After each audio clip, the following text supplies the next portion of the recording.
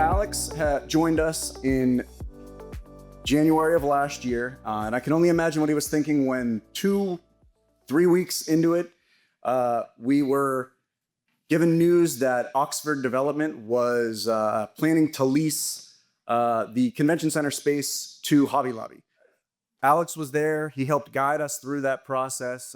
We were given a number of different options as to what we could do: buy it, continue a long-term lease.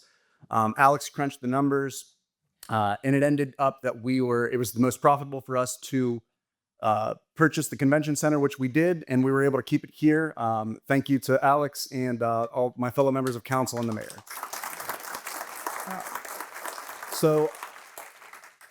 By the way, that was not I was on the, all the council members were in the interview process, and that was not a question that we asked anybody during the interviews. It's how you would handle somebody trying to buy the convention center or move the convention center. But what I will say is Alex does have a very good resume. He comes to us from Churchill, where he was the manager from 2020 to 2024. Prior to that, he was with Penn Township as their manager, and then the manager of the city of Latrobe. He was a founding and executive director of the Smart Growth Partnership of Westmoreland County, where he secured millions of dollars in funding for community planning and development projects. He was also appointed by Governor Rendell to the PA State Planning Board in 2004 and reappointed in 2014, and he served as the chair in 2015. He also served as president of the PA chapter of American Planning Association and has won numerous awards, including the Governor's Award for Local Government and for Local Government Excellence in 2012. Alex lives in Greensburg with his wife, Eva. They have 5 children, and he has a grandchild of 9 months who he loves to visit and have visit him. Without further ado, Alex.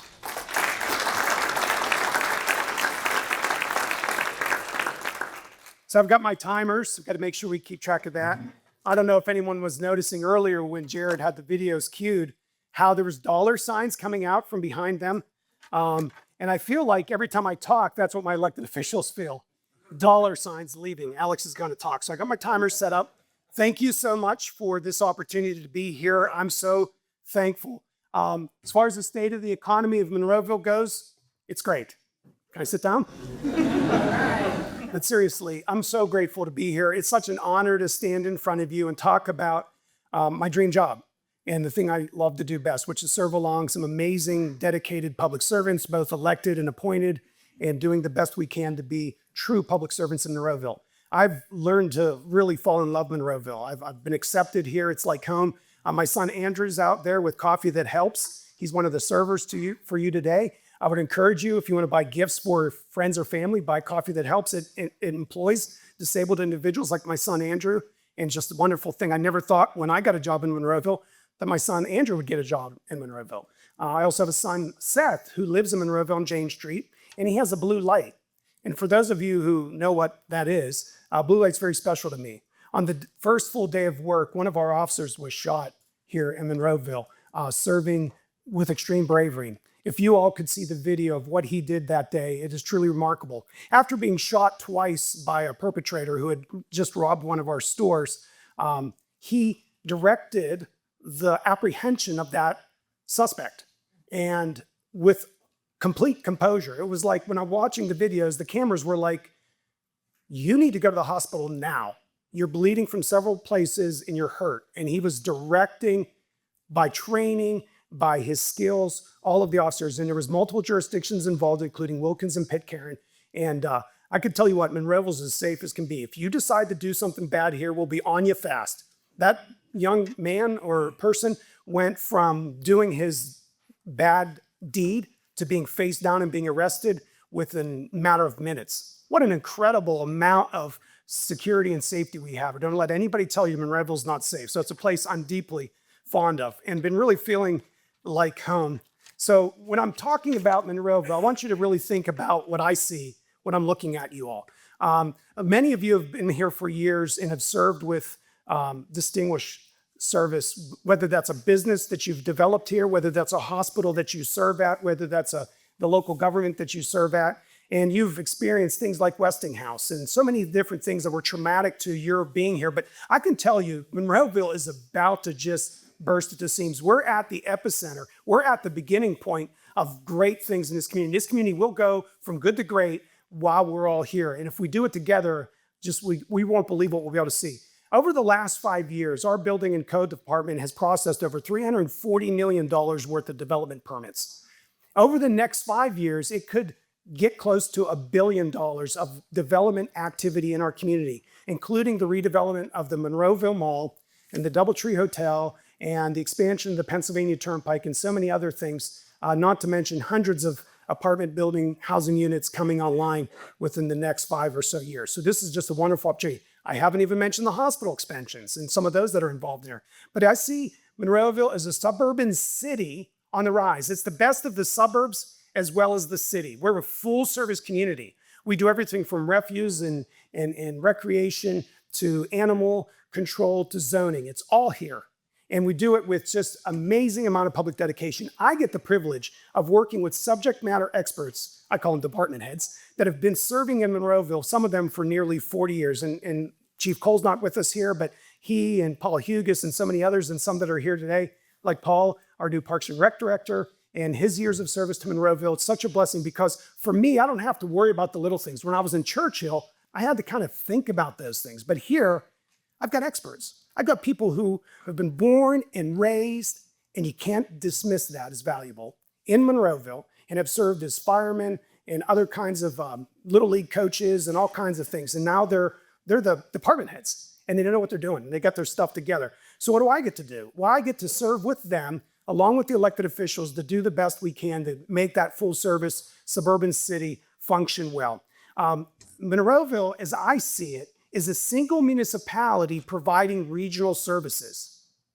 So that's really important to understand because while we talk about local government sharing services, we sort of are. Our neighbors, who maybe even have, like Penn Hills, a larger population than we do, rely on the services of Monroeville and the commercial district of Monroeville and the hospitals of Monroeville and the community college of Monroeville and all of these things that we have in Monroeville, county parks, regional trails. It's all here. So they all come here. In fact, though the census tells us our population is about 30,000 people, there are times in the day where we're well over 40,000. I had an intern work on that this summer and try to figure out the ratio between your bed population as far as the census counts you and the peak daytime population. And out of the Pittsburgh region, it wasn't Robinson, it wasn't Ross, it wasn't McCandless, it wasn't Cranberry. Monroeville wasn't Hempfield, it was Monroeville that had the highest ratio of that peak population to daytime population.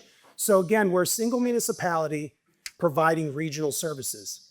And we're very blessed because we have a great, strong tax base. In fact, we are privileged to have a business tax, which allows for us to provide those regional services. It works like this. In Penn Township, where I served, it's a bedroom community. There's no fast food restaurants. There's like a small grocery store and a few banks. So all of their shopping they need to do here. So those Penn Township residents who make purchases and maybe buy a lunch at Chick-fil-A are supporting our services. So that's how it works. It's very important that we have that business tax. We also have the real estate tax. Council raised the real estate tax for the first time in 10 years. But the combined total of the local government tax, along with the school district gateway, our school district, is still in the lower half of the 130 communities in Allegheny County. So that's able to be reasonable because of the business tax. And then, of course, we have the earned income tax, and all local governments have earned income tax, and that's a very strong part of our budget. But we also have a thing called the MS4 fee. We have a stormwater utility fee, which is an amazing way to work with particularly our larger nonprofits to be able to collect revenue from them being here. You hear a lot of talk in Pittsburgh about a pilot, a payment in lieu of taxes, getting UPMC, getting the regional universities to pay whatever fair share that's considered by the politician of the day. And it's actually a big issue within this mayor's race as we see it in Pittsburgh. But in Monroeville, it's nice, smooth sailing here. Because we have that fee and our hospitals and our other nonprofits pay it, it enables us to provide high quality services, taking care of lots of manholes, which by the way, my spell checker told me we should call up with a new name like a utility hole or a person hole. But anyways, we take care of lots of pipe, we take care of a lot of things, all for the purpose of stormwater management, which reduces flooding, and also water quality. I see Amanda and the COG helps us with that. They do the billing that. So let's just talk about some of the services that we provide. I mentioned the police, and I mentioned earlier about one of our officers. We actually had 2 officers for the first time in Monroeville's history. The police department having been founded in the early 30s. We had 2 officers shot in a short period of time, November 2023 and January of 2024. And both of them were honored at the Amen Corner this year, which was a wonderful thing to see. The brave men and women of the Pittsburgh area being honored for the service. You know, these videos don't go viral. You notice that? But I can tell you by watching the videos, I mentioned the one, I'll mention the other, these officers not only worked with professionalism and training, but those apprehended were not harmed. That video doesn't go viral, does it?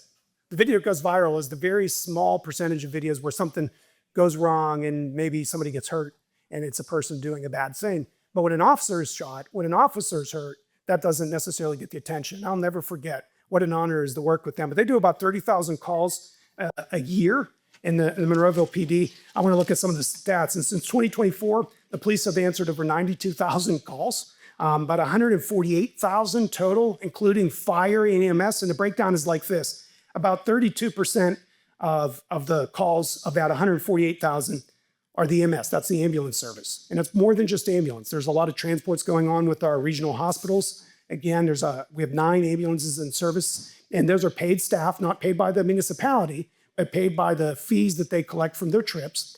But because they're co-located with fire departments, it's a great way to do it because it helps keep the lights on, because they help cover the cost of our volunteer fire companies. We have 5 volunteer fire companies, and they answered about 8,200 calls since 2020. So when you break that down, about 62% of the 148,000 are done by our police department. Another 32% are done by the ambulance EMS, and about 6% are done by our wonderful volunteer fire companies. What an honor it is to serve. We haven't done a calculation, Josie, our finance director, we haven't done it, but we've talked a little bit about if we had to pay for fire like we do with police, it would cost probably $12 to $13 million, as opposed to about the $2 to $3 million we contribute and support the fire companies right now. Now, I'll be real honest with you. I struggle a lot of times wondering why in a major metropolitan area, we decide to have volunteers do something as important as save people. Like, I don't ask volunteers to plow roads. I don't ask volunteers to catch stray dogs. I don't ask volunteers to handle a recreation camp or run a library. I'd ask volunteers to run into burning buildings and go do traffic control on the interstate. You know, I have a couple council members here, and I'm looking at Joe, one of our fire chiefs over in number 3, and he's served for a number of years. It's kind of remarkable that in a major metro area, we ask volunteers to 2 o'clock in the morning, put it all on the line so that we can be safe. So I'll never be apologetic about wanting to increase more for the fire companies. I'll never be apologetic about maybe asking the hard questions. That is, maybe instead of having 5, we have less because we maybe have paid staff. You know, but those questions are hard, but we got to be thinking about the future. And you all know what the future has or may have for us because you can look back at the past. And specifically related to fire companies, we've seen a diminishing community support of volunteerism. And that's not just the case for the fire company. It's true for your Little League. It's true for your Boy and Girl Scouts. It's true for churches. It's true for so many community organizations, but we feel it acutely here in Pennsylvania. Estimates of volunteer firemen and women back in 1970 are basically 10 times more than what they are now. But the fire personnel now have training demands and equipment demands than ever. These are very skilled people, again, getting up at 2 in the morning to provide services. We have a 911 dispatch at the municipal building. Anybody want to guess? I told you 148,000 for the 4-year total, but let's just do in 2024. There was about 30,000 calls that were for emergency services. But our 911 dispatch just doesn't answer the phone for emergency services. So what do you think, if 30,000 for emergency services, how many calls they did last year in total? 70,000. That is a great guess. It's over 60,000 calls. So another almost 30 plus thousand calls are coming for other kinds of services where we're directing them. But the beauty of the local 911, having the local dispatch is just profound. Your dog's lost, you call in, they kind of know the streets and they kind of know where things are at, and they're able to do things like that. And I've had that kind of service, and I'm very blessed by that. So when we talk about services, we do need to be talking about the roads, right? We are basically in the road owning business. If you were to look at Monroeville as a business, we own about 111 miles of road we maintain. If you were to build those roads, it'd be about 20 million a mile. Our assets are roads. Our authority comes from the roads. So the police are kind of like highway patrol. They don't go in people's backyards. All of the authority comes from the road. The code enforcement officers, they can only do what they see alongside the road. But we maintain those roads 365 days a year. We provide outstanding services. In fact, I was talking to the manager of Murraysville, and he said to me that his public works director told him, we're not like Monroeville, where the roads are white in the winter and not because of snow, because of salt. We don't put salt down like you all do. And we're proud of that. We know that the commute for many begins here, and we want them to start in that commute safely. And we know that when people come to the hospital, they're able to get there safely because our roads are always treated. And we're very aggressive in that. I can't imagine why communities don't put more emphasis on that. If you're going to fail at anything, don't do that on salt. Like, get that right, and a lot can go well with other things. And Mike, you served for years leading that, and I really appreciate your leadership in that, because that culture of making the roads white with salt was guys like you making sure that happened. So I really appreciate that. I mentioned about all those manholes. If you were wondering, we have 338 manholes, and we also have 3,047 inlets. So we've got a lot of things out in the stormwater world that the Public Works Department handles. There's about 70 personnel in our Public Works Department. They also do sanitation. They do refuse, recycling. About 1,000 tons a year of recycling are picked up by our crews. We don't bill extra for that. Talk to your friends and family. Some of you are residents of Plum or maybe Penn Township or Murraysville or Wilkins, and you get billed for those kinds of things, whether it's Republic or Waste Management. That's just part of your tax package here.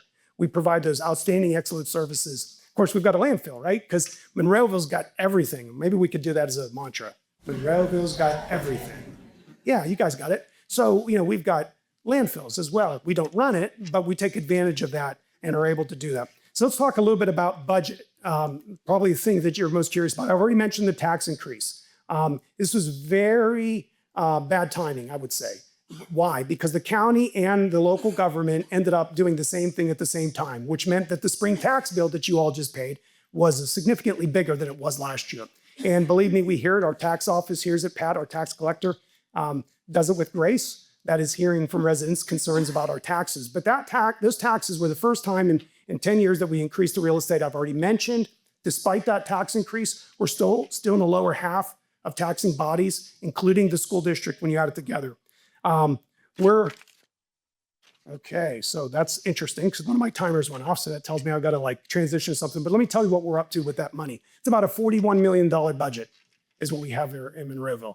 We have all kinds of things that we're able to do, like the services that I talked about earlier. But what we're focused on are two big initiatives this year. One is communications. Jared and some of the teams here, we're greatly expanding our communications because transparency in local government is key. People need to know what their tax dollars are doing and why it matters. We believe it matters, but not always does the public understand why it matters. And so we're going to increase our communications efforts, including a lot on social media. But more importantly, if it could be said, is the capital improvements program. I always tell the staff, or one of the things I like to tell the staff, is that budget is king and communications is queen.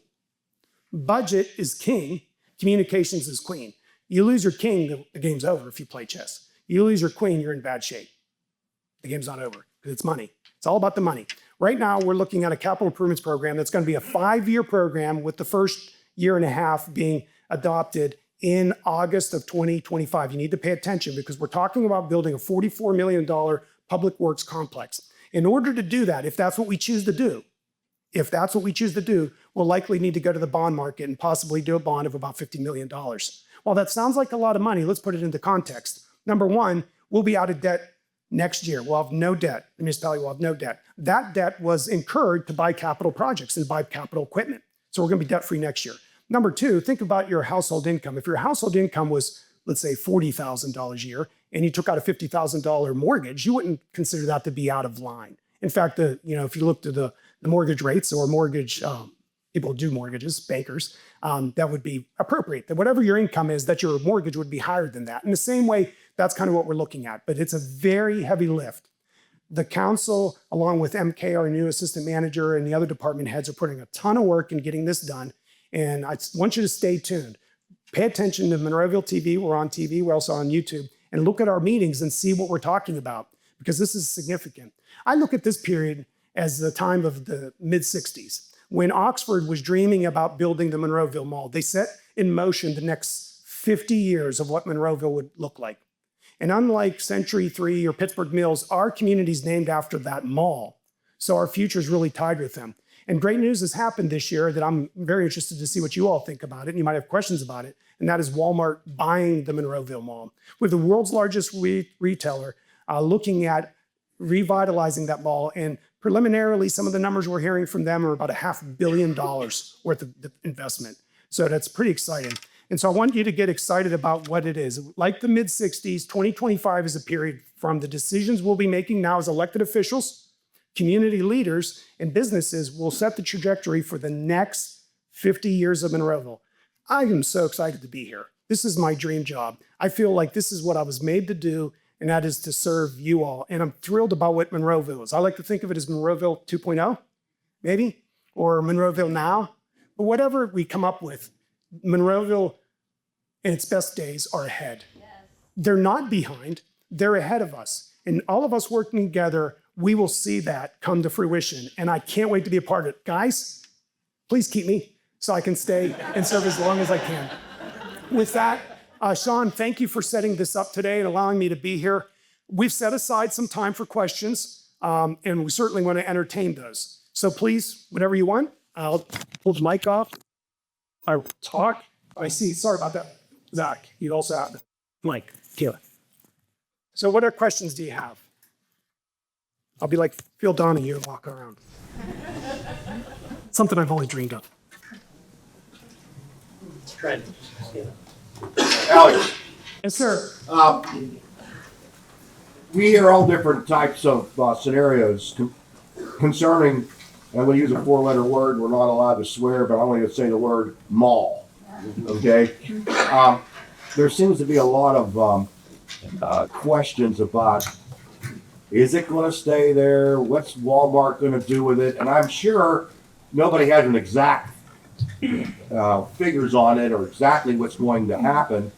However, you've probably heard more than most of us. Is there anything you can share that you have heard? I know it's not a done deal, but is there anything you can share? Yeah, the latter is true. Certainly, I get an opportunity to hear from them what they're thinking. But to be honest with you, as many of you know, Monroeville for Walmart is wanting to have it as a location for years, at least 20 or more years it's wanted to be here.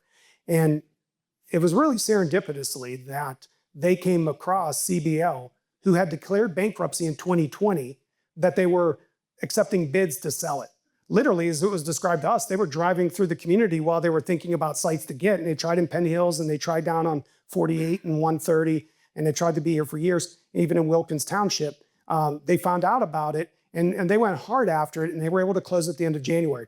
They bought it for $34 million. That number's, I think, pretty well known. And it may be known that you remember CBL bought it for about $230 million. So if you had $230 million in 2002, whenever CBL bought it, and you just sat it in the bank, what do you think it'd be worth? Well, not $34 million, but that's what it was in the sale. And quite frankly, what the developers told us as recently as a couple weeks ago is that that gives them a lot of room to make things happen, because normally a site of that size and of that opportunity in this primary, notice I didn't say secondary or tertiary market. They don't believe that Monroeville is a secondary market. They still see it as a primary Eastern Allegheny County market. And they say, look, we were thinking 150 or more. The fact that we got it for 34 gives us a lot of creativity to work with. I can tell you this, they just recently hired a design firm, and they're literally at the beginning of trying to figure out how to make it work. But I see it as very complicated, and here's why. Normally, malls that do get redeveloped are the ones that are dead or in life support. So it's really pulling the plug. Malls that are healthy, why would you bother, right? But this is an in-between mall. If you can think of letter grades, A being very, very healthy, being pretty well, C, not so much. And of course, the lower ones being near death. This was more of a B. So there's a lot of solid leases in there with solid per square foot sales numbers. And Cypress, who's working with Walmart, isn't ignorant to that. So it's like landing a big jumbo jet and 10 more and doing it gracefully, right? Is trying to figure out how to time out the leases, do some rebuild, maybe some tear down, and then relocate some of the existing entities. But not everybody's going to be relocated. Not everybody will remain. I don't know what those ones are, nor do they. They're just developing the plan. So that's a lot to answer, but I think it's on everybody's mind. Two things to know is this.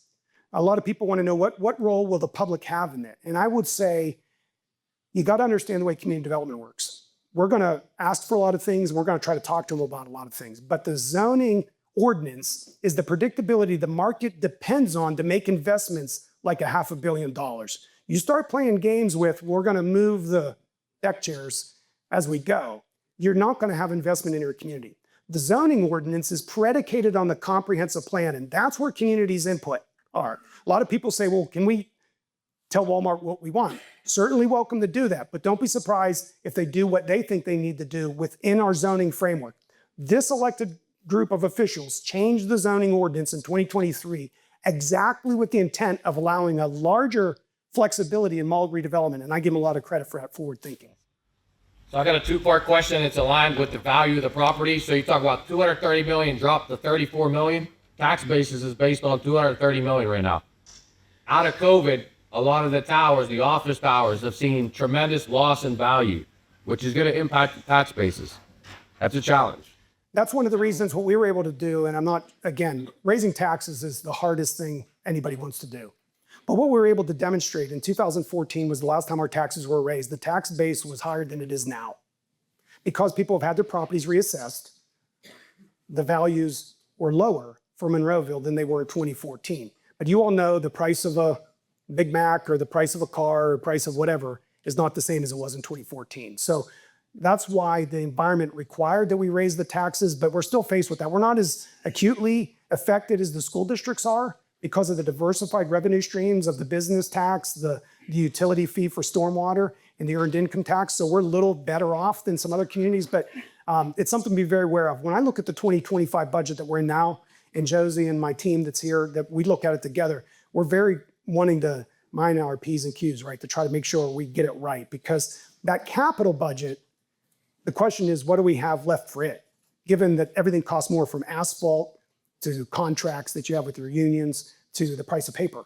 Everything is more than it was a while ago. So your second part. So the second part of it is I do believe that Monroeville is primed for the good development, for the reason being, prior to COVID, everyone was running to the central business district. Now everyone's running to live, work, play. So what does Monroeville do to try to compete, to bring companies here to fill some of the buildings that are here? Is there anything that you guys do internally to really try to promote for the commercial property owners?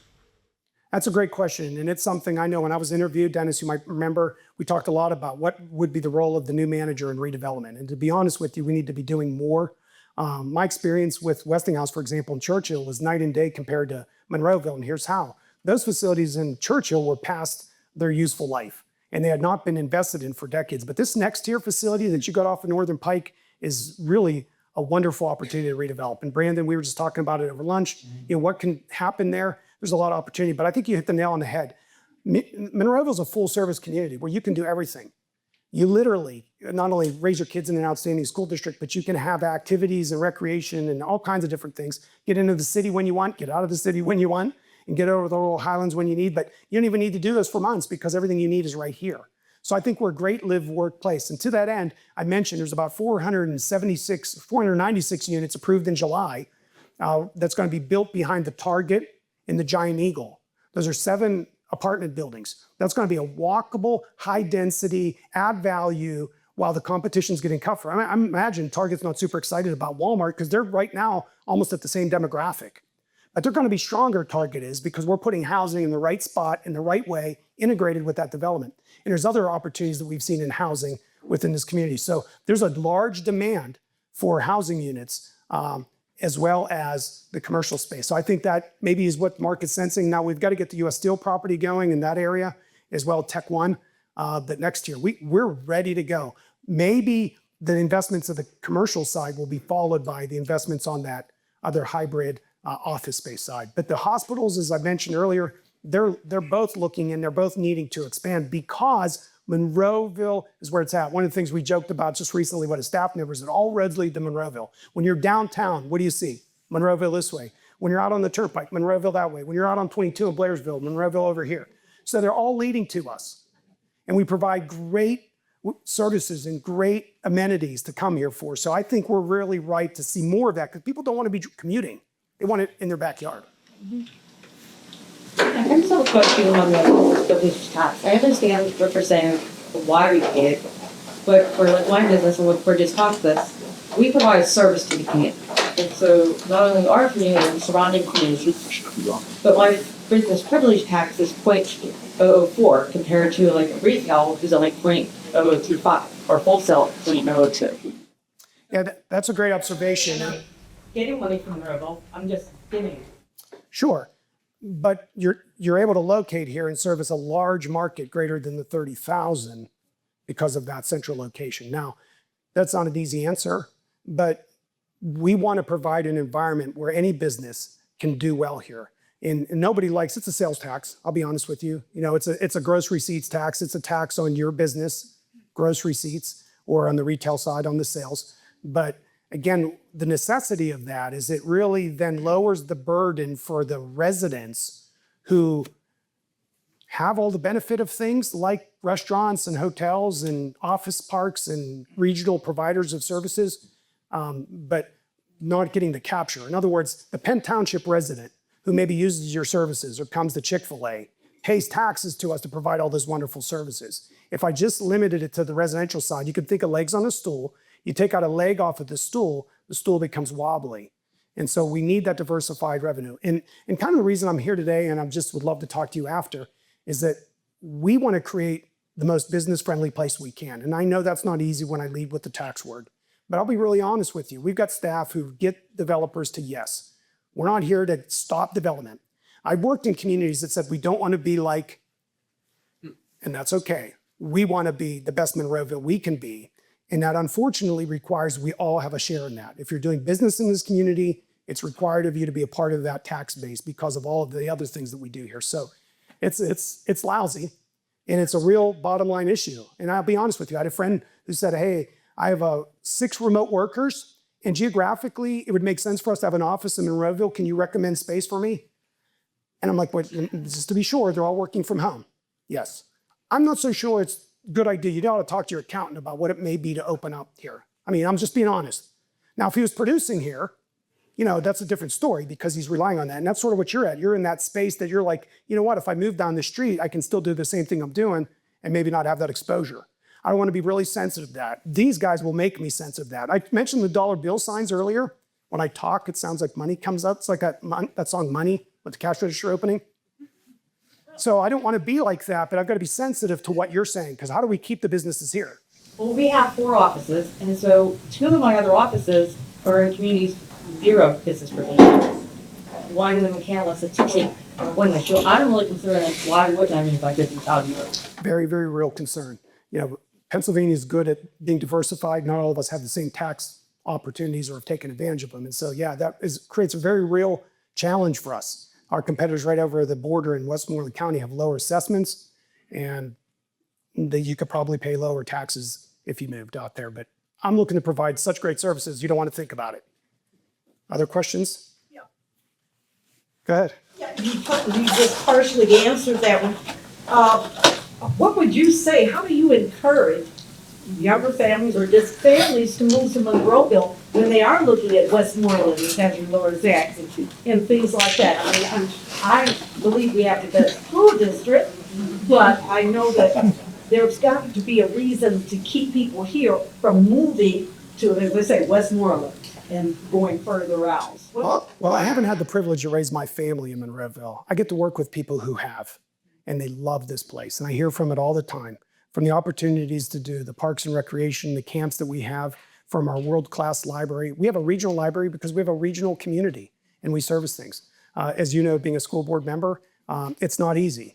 The competition is very hard and people make moving decisions based on school districts more so than they do municipalities. So that's a very real concern for me because while I might be able to provide A-grade services, if my school district's not able to provide those services, we'll both suffer. because young families won't come here. One of the keys for young families coming here, quite frankly, and I'll look at these guys, is when opportunities like developments happen, single family happens, you got to find a way to get them in here. Because when those single family homes get built, people will move out of their Monroeville home and allow that younger family to be able to move into that neighborhood at a lower cost. Now, I know nobody wants, I mentioned something about a backyard earlier. It's very interesting how even sensitive they are here to one more house being built or one more development happen. But it's got to be done well, by design and safe. But at the end of the day, we do need new single family housing stock because that will attract younger families to be able to have opportunity because people will move into those homes and there'll be home stock available. But it comes back to those services. We are a spit, polished, shoes, shiny, safe community. And people got to understand that. That's why we're elevating our communications game. This is a safe, well-run community, and I'll put our services up against anyone's. So it's about doing that and communicating that well, hopefully getting past the narrative of the KDK, WTAE narrative that when stuff happens, we all need to know about it, like a fight at the mall. I mean, are you kidding? There's a fight every day at the school. We don't need to cover them, right? We got to get beyond that because there's better things happening. And the part of that is us doing the communications. And I look at the hospitals, and I know you guys are doing that. You guys are communicating what a world-class place this is, to be healed, to be served, to be saved. Wonderful stuff. Other questions? Well, would it ever be open to like some of the other areas for Amazon or high tech coming here? So I mentioned next tier. Spoil that. Yeah, next tier, Tech One, we need to have those back in play. If it was easy, I wouldn't be a municipal manager, but it's hard to do economic development. That is on the private side, get next tier full again. But we really need that facility to reach its potential. It's already there. It's got electricity, an abundance of electricity, and it's well suited. And we've talked about building our trail network right to the back of it in Forbes Hospital as well, so that there's real world-class amenities for those employees who possibly work there. And they've also talked about a housing component on part of their acreage that they're not developed on. And that might be a way to kind of incentivizing some things to happen there. But yeah, we'd love for that stuff to happen. Yes, sir. So I have a question. It's always about taxes. I'm a financial advisor, and I probably had a half dozen people come in and have to take money out of their retirement to pay their real estate school tax. What do I tell them? Yeah, so for those of you who've been around, every governor since Shapp, I don't think there's many Governor Shapp people here, but Governor Thornburg, Governor, you name the governors, Schweikert, Rendell, all of them have said the same thing. Let us do gambling. Let us do this. And I'm going to solve the property tax issue. Until Pennsylvania weans its school districts off of having to be solely reliant on real estate taxes, we're going to be in a very bad spot. It was in 1978, Proposition 13 in California, when the tax revolt started. It used to be, when Ben Franklin was alive, Pennsylvania was first in innovation, but we haven't been since. So in 1978, California has the tax revolt. It still hasn't landed here. And we're suffering because the fact is, real estate taxes being very heavily funding school districts are taxing on unrealized gains and are absurdly insane. It's one thing for local government is providing door-to-door services, police, public works, plowing, to have a real estate tax that's modest, and ours is modest, about 5.5 mils. Again, that alone is in the lower 20% of the municipalities. And look at Penn Hills, look at Wilkins, look at all of them. They're a lot higher than 5.5. But my point is, we got to get school districts off of trying to get water out of the rock. The real estate taxes are absurd for them to be dependent upon. Why this state, despite the expansion of gambling and so many other things, that we're going to solve property taxes. Every governor has run on that issue. Well, we still are suffering under that burden. And I don't have a good answer for it. But we're crowded out. I can tell you that. They'll raise their taxes. And again, I'm not trying to be critical because they don't have other options. Every year. We raise them once every 10 years. And the reason we don't is because these guys are hesitant to hurt fixed income, elderly people who can't get water out of the rock. It's ridiculous to pay tax. If I stop working today, my sales tax goes down tomorrow, my income tax goes down tomorrow, but my real estate tax stays. What planet does that make sense on? But yet we're funding one of the most important things the government tries to do with that. And it creates real burdens in real time for people. And I don't have a good answer other than, Sean, he's been at it for decades, and he can tell you all the war stories of where we thought we were going to help with property tax and provide real property tax relief, but it's hard. Well, Alex, has Walmart ever bought a mall like the Monroeville Mall and hired Cypress? Is that? According to them, no. This is new territory for them. Typically, for example, down the road on Route 30, and around the year 2000, the Green Gate Mall breathed its last and was scraped off the planet, and a mountain was moved. So much of a mountain was moved that the height of the Montgomery Ward's roof is the level of the parking lot where the Walmart now exists in Greensburg. So Walmart has been involved in in mall redevelopment for decades, since the malls began to die, right? The malls mauled downtown, and then power centers mauled the mall. So that mall got scraped off, and we see it, and that's one of the most attractive, at least as far as dollars go, with Red Robin and all kinds of retailers there in the Greensburg, Hempfield area. However, they let others do that, and that was a life support pull the plug mall. It wasn't a healthy mall. Our mall is in good shape. I'm saying it is in good shape. This complexity of actually managing the mall, and again, I use the analogy of landing a plane, is kind of where they're at. It won't be what you see now. I don't know what it will be, but I can tell you this is the first time Walmart has done anything like it. But they're really serious about doing it well. We mentioned the other day, one of the council members was in a meeting and we talked about safety. And they were really serious about, we'll have conversations with our safety team today about these issues. So while they're doing whatever they're doing, that is organizing their plans, which eventually will get submitted to us, which will eventually get approved or whatever, and you'll see things happen. They're going to manage that mall well, but this is very new for them.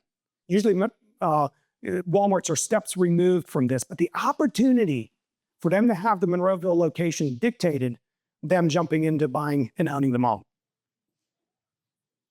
And again, I see Pastor and Amy, again, the DoubleTree is very important. We have the convention center, and I'll end with this. Dennis gave me too much credit. I was the elected officials. To be honest with you, this small-minded little manager thought to myself, we don't buy convention centers. Mission, vision, values. And it wasn't in our mission to own convention centers. And some of you guys remember memos I wrote to you saying, I'm not so sure it's a good idea. Let's just stay in our lane. But these guys were serious about doing everything they could to save that convention center and put the businesses of the community first, and that is a bold move. And it changed everything in my mind, because when I saw the seriousness of that investment of buying the convention center, again, I take no credit for that. That was really all on you. And people like Sean, and people like the lieutenant governor, and people like their senators and our state representatives, Brandon, all of them. It was them who did it. I was the guy saying, I'm not sure this is a good idea, because I was afraid that would be out of our mission and not good for us. But what I learned was that meant to me that this community is about, we want everybody to come, and you're all welcome. We need that hotel revitalized. We need the hotel by Sean's office opened. Hopefully that happens. We got a U.S. Open happening, and every room will be filled for weeks. We got next year, we have an amazing NFL draft. That is more important in Monroeville than people really have any idea about. We'll be filled to the gills with that draft. And so we've got to have that economic investment. We need these things to happen. And I'm glad we own a convention center, even if I said, I'm not sure it's a good idea. It's a great idea. And I know time will tell that it was a great investment for this community. Thank you for your time. Thank you for your attention. And again, I'll be around if anyone has questions. Sean, may I hand it over to you? Thank you. We're going to run you for something. I'm going to do this right here. Thank you, everybody. Again, thanks for a fun. Thank you.